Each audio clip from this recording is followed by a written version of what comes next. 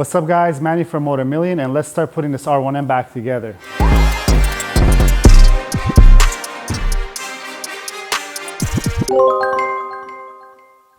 Now that we have access to the front end, before we put the bike together, I want to change a few things that I really like on the R1M or R1s as a mod. It's our wiring harness mod, so we'll turn the DRLs into turn signals. One thing I think is a must, and it's very popular with the R1M people and also the R1 people. For the R1M guys, the Ohlins Steering Damper, the mechanical one, which will turn the electronic damper into a mechanical one. And on the regular R1, I believe it's mechanical to begin with, but it switches over. And if it's not, it already has a plug-in, and I'll show you. And we're going to use our stealth mirrors for our mirrors. And that's why we're doing our wire harness mod, because the mirrors do not have turn signals anymore. And after that, we'll start putting the face of the bike together. And of course, we're going to be using our WRS windscreen on the bike. But let's start on this. Let me start on the easy part, which is our wiring harness mod. I'll show you how quick and easy this is. The access is a little tough on an R1M. It's not tough, but it's a little harder than a regular R1, but let's get to it. This is the wiring harness that we supply. And as you can see, it's all plug and play. Basically what we're going to do is that we're going to unplug the DRL modules plugs and then plug these in along with our turn signal plugs. And we'll start on the left side. This is the easier part that's accessible. And you'll see that we have our DRL modules plug here. And this is the side that has the two plugs. So we'll plug this in. And our turn signal plug. We'll clean all of this up after we're done. And next, what you want to do is, I believe this is a module for GPS or something like that. This is the one that doesn't exist on the R1s. And you could just pull this away. Maybe if you want, you could unplug it real quick if you can get access to it. So that's way out of the way, because you want to get access to the plug that's down here. Let's see if we could get it out. There we go, it's unplugged. And then we'll grab our harness. The female one connects to the male one, just like this. And then we'll start feeding this through. You want to separate this. This goes onto the piece that's right here. Let me move some of this away. This is the one. And if you can't get it out, it's held here by a Phillips bolt. You could just move this Phillips bolt and this becomes loose. That's plugged in. And the only thing left is our turn signal plug. If you want, you could remove it out of this loom. Just bring it over. And plug this in. Which will be just like this. And that's it. And let's just put this stuff away. I'm going to put a loom here like this.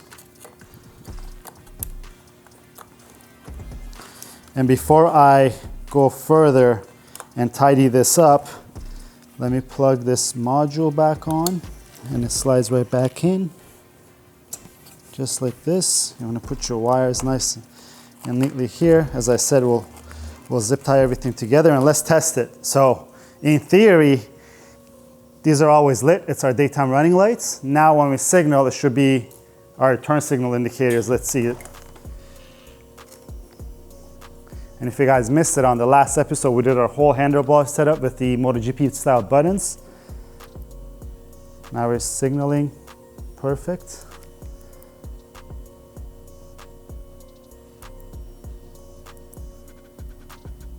You got it all working.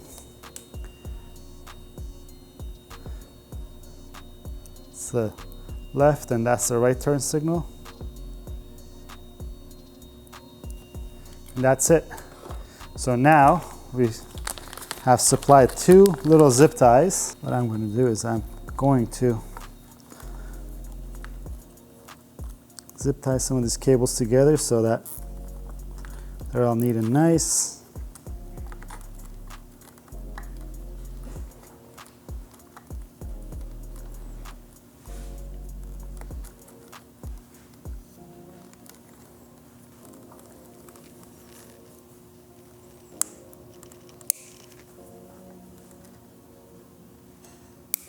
And that's it. So that was the easy part. Now let's put the wires back in here. It's neat and tidy. Now our windscreen and the fairing will fit nicely over here. Next is our steering damper. It's not hard, except there's a little plastic cover down below here, and the bolts that hold it to the lower triple have a ton of Loctite on it. It's just a little challenge to get the bolts out because they're so tightly in there, but once that's out, everything is easy peasy.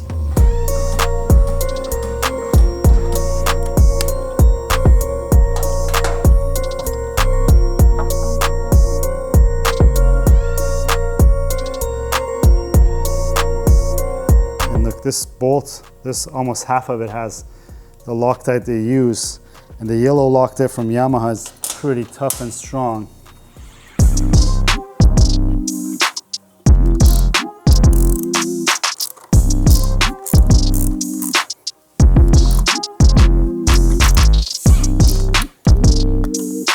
And our damper is free. Let's pull this damper out. I'm going to try to move it this way because there's a wiring harness attached to it. And you can see it's right here, and we got a plug on it. The damper is plugged in the front, so it's right here, and this is the plug you want to take off. It's a 2-prong plug, and now you could pull your damper out.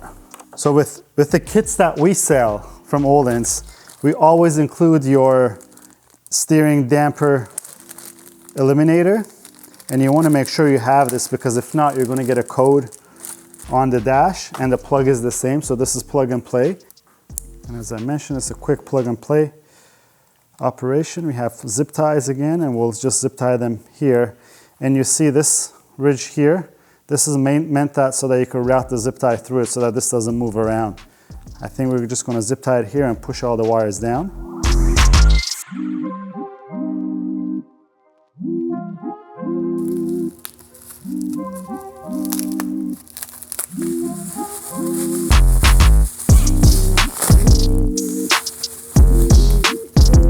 And it's the standard Ohlins damper that we're used to. Don't be fooled if your bike comes with an Ohlins damper from the factory. Most of the Ohlins dampers that come from the factory are not valved like these aftermarket race ones, and if you go full tight, which I'll demonstrate, I don't think I could pull it out when it's here without having the leverage. And that's the biggest difference, is that the dampers, the aftermarket ones, when you put them full tight, it really tightens up that steering. And what do these dampers do? So these dampers actually help you not just with the wobble that you'll get on the street or coming out of a corner if you lift the front end and land down with the steering not straight. It really, as the name suggests, dampens that wobble that you get, but also it adds a little bit of steering feel. And if you're on track, you can put this as tight as your liking. And again, it helps you with the counter steering that we mentioned, that when we change our handlebars, that we went to a wider setup. And we have our hardware here. I want to quickly check our instructions just to see how it goes in place. So we're going to reuse the original bolt that came off the frame and an original nut that we took off on the left side of the bike, and the rubber steel washer. This is our original rubber steel washer. If you take a look, it has steel on one side and rubber on the other side.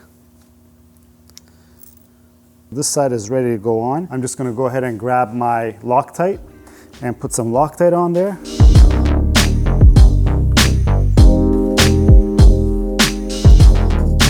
I'm just going to hand tighten this piece in. I'm going to grab my instructions and check how this piece goes, and we're going to reuse our original washer here.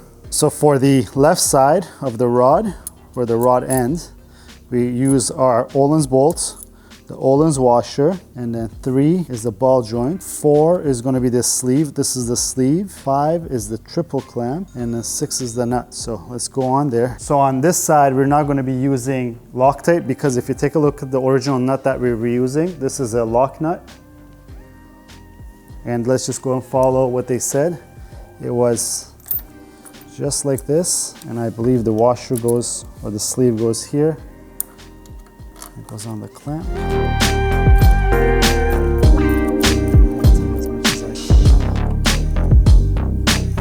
Now only thing left is I'm just going to double check our torque values on our instructions. The instructions don't give us any kind of torque values. We'll just double check the manual for it, and then we'll go ahead and I just double check right here. Again, there's no torque values on here, but we'll check the torque values of the manual, and then we'll go ahead and torque this and move on to the next step.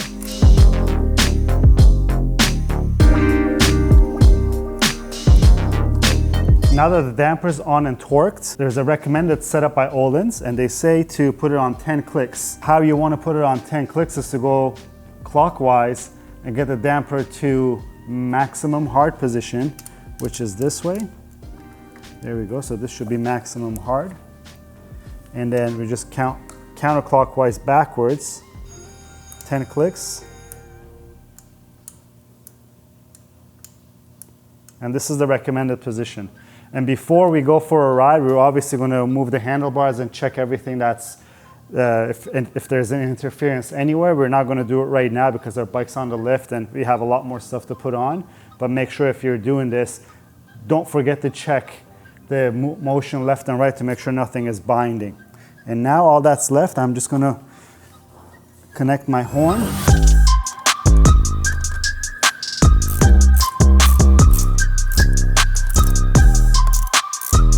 Now the damper's done, the windscreen is next. Let me grab my front fairing. And I've seen videos of people just undoing these bolts and pulling the windscreen out. Just be careful, you might break these tabs. I always recommend to pull your front fairing off. It's kind of the right way to do it. But be warned, I wouldn't just pull this thing right out as some of the videos suggest. I'm going with the WRS double bubble windscreen in clear. As you guys might know, I like the clear one more. There's no right or wrong option. We do have them in smoke gray, which is a popular option, more popular than the clear one.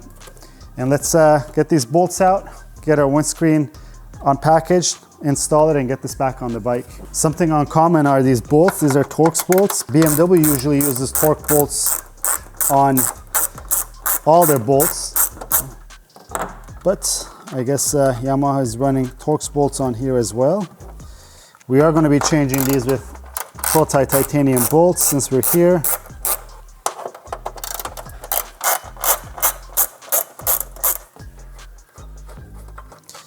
And I mentioned BMW uses Torx bolts throughout their bike as much as possible because the reasoning is that Torx bolts weigh lighter than the other bolts, especially the regular socket head stuff. I don't know how much it makes a difference, but enough for them to use it throughout the whole bike. Now that these bolts are out, let's see how this comes out. I think this should just slide out. There you go, it slides out pretty easily like that. But as I mentioned, on the regular R1s, there's tabs here. You really don't want to break those tabs. Since we have our windscreen out, we got to reuse these grommets. Let's just pull them out. People call them grommets, well nuts. I think the correct one is called well nuts, but let's get them out. This is our WRS windscreen. Let's just pull it out. I want to put it against the stock windscreen just to see where these walnuts came out of. Just one word of advice, try not to touch inside of your windscreen as much as possible so that you don't have to go trying to clean it, or if you forget to clean it, you're just going to have a bunch of fingerprints around it, which might be in hard spots to clean. Our walnuts are on. I'm just going to grab our front windscreen, and as you can see, there's a tab that's in the bottom that's going to have to slide in. There you go, and these tabs have to bottom out on the bottom of it. Let's grab our windshield bolts by Pro-Tie. And one cool thing with Pro-Tie is that if you get the box, not everything comes in a box, but they usually put the Torx head size, so this is a T25. And what we're gonna do is we're gonna grab these plastic washers off the stock bolts, because these protect the carbon surfaces, and transfer them onto our new Pro-Tie bolts.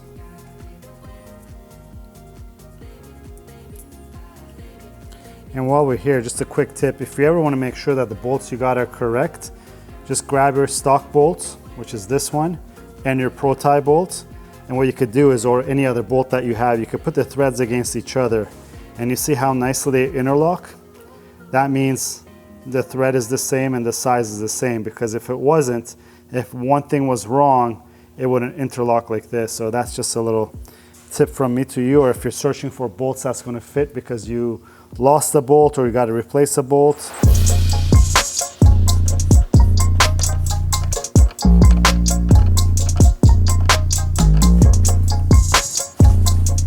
Now we're ready to put this back on the bike.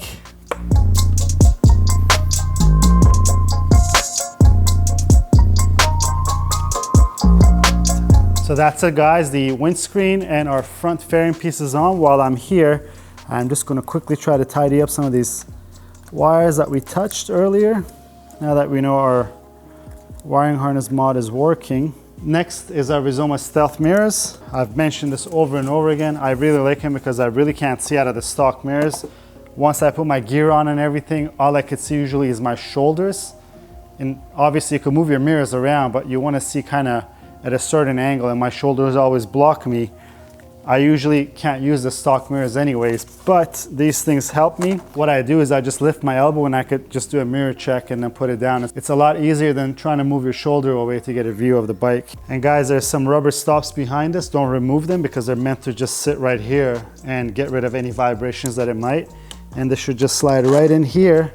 And as you see, so beautifully machined that there's even gaps all around when it's in place. And we're using our stock nuts for our mirrors. And we'll tighten these once I get the other side back on as well.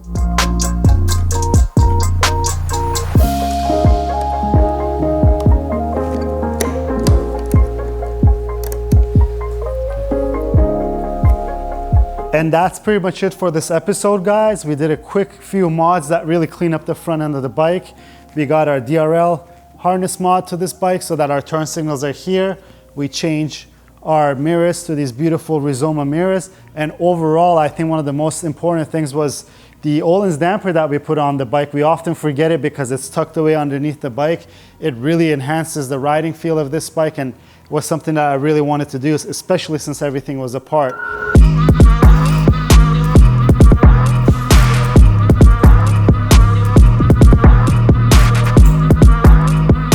On the next episode, we're going to continue on putting this bike back together and add a little more carbon to it. And if you like the video, please give it a thumbs up. If you have any questions or comments, leave them down below. Until next time, guys, have a good one.